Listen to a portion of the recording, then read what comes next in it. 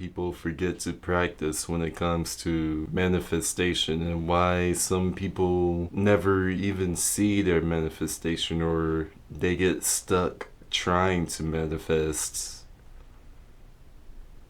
It can be multiple reasons. I bet for you, it could probably be only one thing. You're just taking action without thought. What I mean is taking action with purpose, with thought in mind, and not from a place of desperation or trying to force it to work, but in flow, having your thoughts, your feelings, and your actions align. Truly being and allowing yourself to be who you truly are by attracting your manifestation, not chasing it. Because if it's meant for you, it will naturally come to you. The more who you express who you genuinely are as a person. You don't need all of these manifestation techniques to manifest the life that you want. All you really need is to be clear on your vision and be clear on who you are as a person. And basically, the more clearer you are, the more less clouded your mind is, the easier it is for you to attract what you want. And let's take love, for example. So you cannot love anybody more than you love yourself. I don't want you to view this in a selfish way. By you loving yourself, you're allowing other people to experience the love that you give off within yourself because it exists within you. Whereas if you're keeping yourself back, if you're holding back, if you're suppressing your love for yourself, then people will also feel that because it will be reflected in your reality. Doubts will come up, and they're not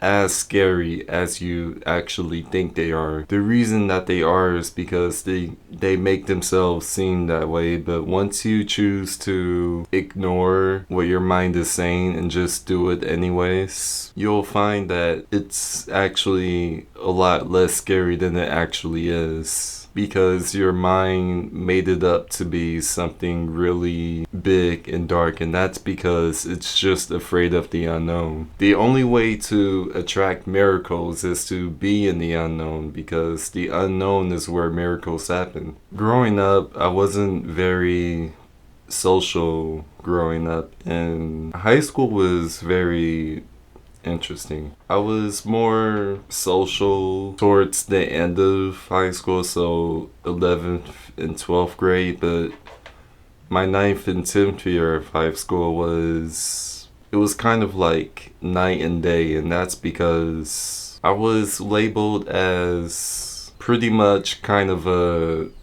not just an introvert, but kind of an antisocial person, and I didn't like that. I didn't like that label, so what I decided to do was to pretend to be confident, even though I've never joined any clubs or any sports or pretty much any high school activity you could think of. I never did those things. What I did do was put myself in these really uncomfortable social situations. And naturally, over time, as I forced myself to keep putting myself in these uncomfortable situations. In middle school, I was in chorus, and in high school, for a while, I was in this kind of, not chorus exactly, it was kind of like an acting class,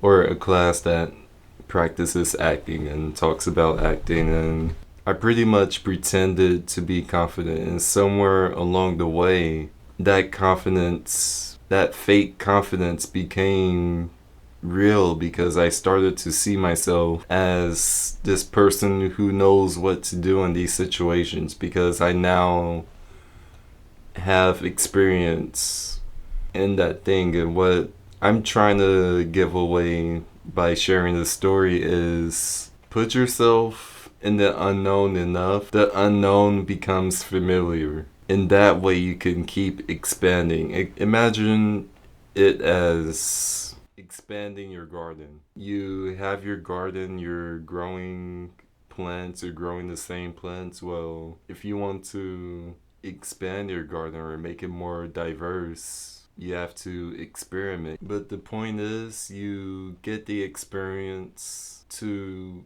prove to your lower self, to prove to yourself that you're actually wrong, that you can actually handle these uncomfortable situations. You can save your money and be financially stable and smart. Pretending or using your imagination is not about, it's not just make believe, it's preparation. Pretending isn't just about make believe or it's all in your head. It's about telling the universe, God, whatever you want to call it, that this is my new reality. What changes on the inside within you, the outside has to change because that's how manifestation works. If you made it this far into the video, I appreciate you for watching and let me know your thoughts and opinions and everything. Okay, so while editing this video, I came to a couple of realizations of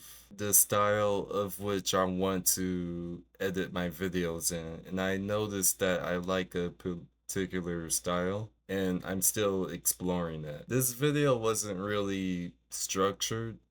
I was just kind of going with the flow, like whatever came to mind, I kind of just said it, but I don't like making a video kind of like this one. This one wasn't bad. It wasn't bad at all. I enjoyed it, but I feel like I could have been more specific and done a little bit better with and just more engaging and stuff like that. Just small stuff that comes over time, I guess. I don't think I'll ever get used to recording myself on camera. Anyways, that's all I have to say. I don't want to take too much of your time. And the last thing I want to say is I will strive to always do better each time I make a video. Each time I upload, I'm always focused on making better and more valuable content for y'all. Because I don't ever want to make anything that I'm not proud of. And other than that, see you in another version of the now.